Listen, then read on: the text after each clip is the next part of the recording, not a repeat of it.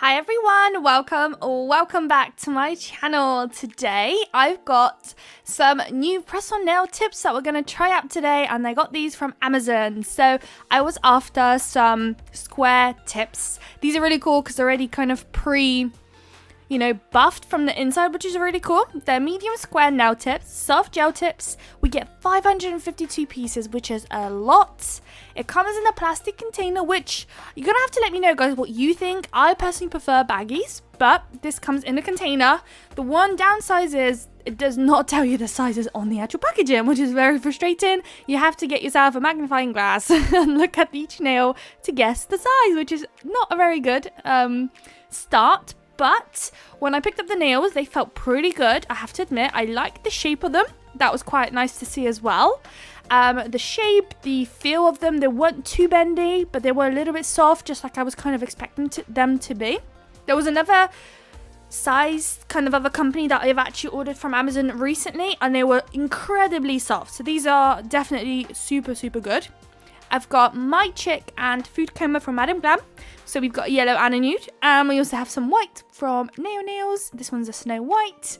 And we've got some plates too. So this plate is from CGS. That's Clear Jelly Stamper. And it's a B plate. So I thought, as we're approaching spring, or maybe in spring, I'm not sure when I'm uploading this one, but probably just before spring actually, or when it officially starts. There's these cute little flowers. Oh, here's the plate number 68. So as we're approaching spring, I just thought it'd be really fun to start the spring, designs, as we all do with nail. Us nail techs are always kind of like, almost feels like we're a season ahead. So we're not in spring yet, but I'm already doing spring. When we're in the summer, or at least near the end of the summer, I'm already doing Christmassy, wintry designs. Like, it's all just like one season ahead. So here today are the bee nails. I really hope you like them. They're a little bit different to what I usually do. I've done bee designs in the past, but I've never done them in an actual press-on nail vibe. I usually do them either on the long stiletto kind of, nails that I usually do, or I might have just done them in a smaller design, possibly, I think. But they're not wearable. They were just all the same size kind of thing. So it's a little bit different today. So I've done the background colours. We're going to do ombre here on this one with the yellow and the nude. The yellow has a little sparkle in it, which is nice, but it almost is a little bit more sheer than usual.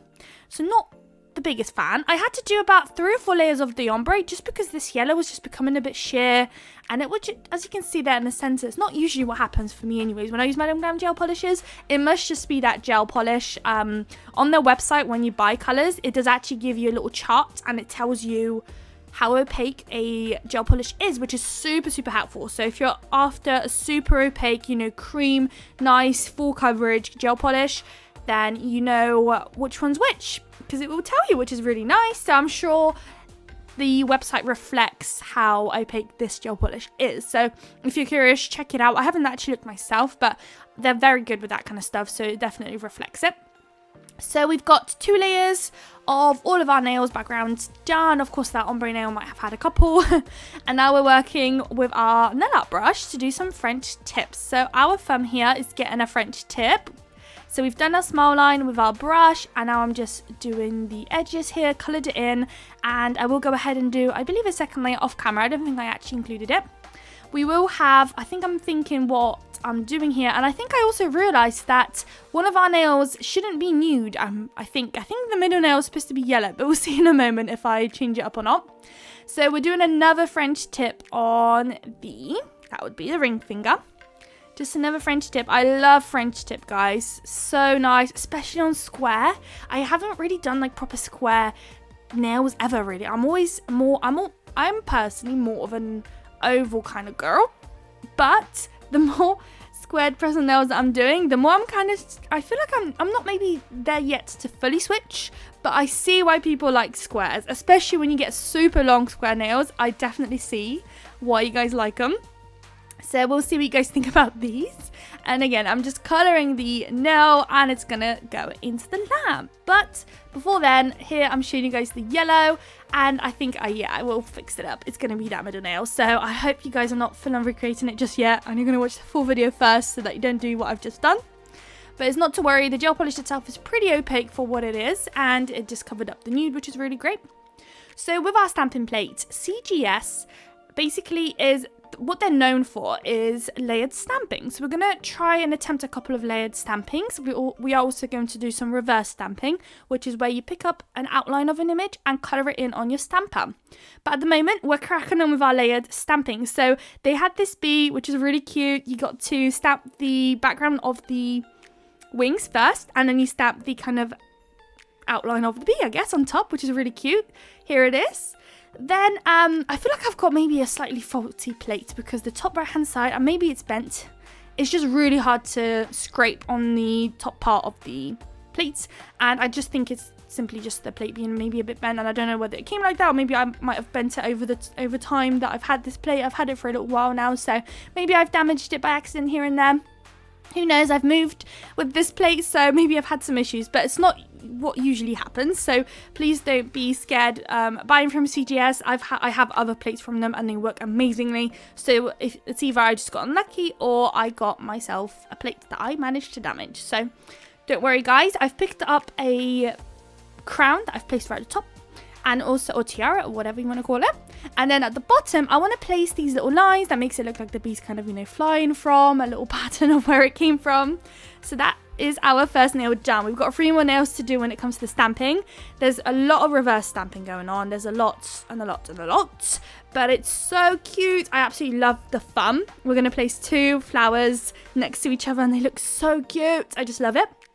So the first small flower outline, I've got some white in the center, and then on the outer side I've tried to look for the yellow that is the closest to what I've placed on as the background colors from Madame Glam.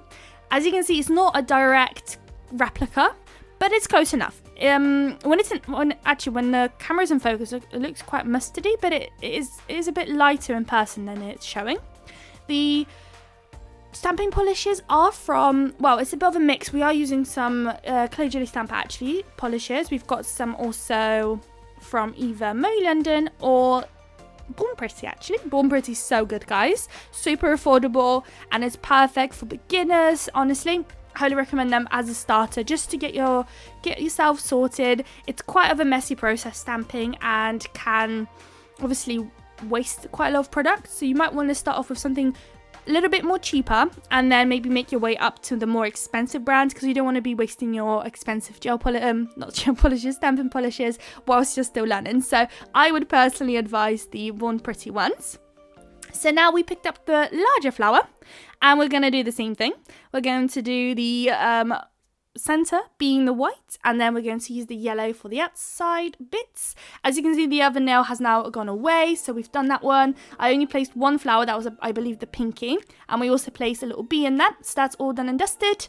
Now we're covering this one in. Stamping is so therapeutic, so if you are maybe into like actually selling, or even like when you're in nail tech, it must be so nice to just as a job just do reverse stamping. That would be so cool. But also, you're able to offer a lot of different services for your clients. You're able to kind of stand out as well, whether it's doing clients' nails or actually selling press-ons. You're able to really kind of expand your design capabilities, because not all of us can do these kind of flowers. Not all of us can or have, you know, the years of experience to do nails, and having these kind of stamping plates, although you have to, of course, initially invest the money, hopefully in the long run it makes you stand out, makes you get customers. I am a massive, you know, person in favor for stamping plates. If you can do it by hand, then of course do you. But not only that, even if you can do it by hand, stamping can just fast track the process of doing a design. And if you are obviously got clients back to back, you're busy, you're trying to get in as many as you can, you're on your grind, you want to get as much money as possible, then having a stamping plate is going to help you create designs so much faster. Even if you do have to do some colouring in on the stamper, it does, of course, that does add the additional time of how long it takes to stamp. However, if you were to hand paint these flowers, I can guarantee you would take much less time picking up the outline, colouring in, then stamping, compared to doing it all by hand in the first place. So I really recommend investing, looking into polishes, stamping plates, all of that kind of stuff. Every so often I use them on my channel, so definitely subscribe if you want to get some tips and tricks or design ideas or anything like that. Definitely stick around.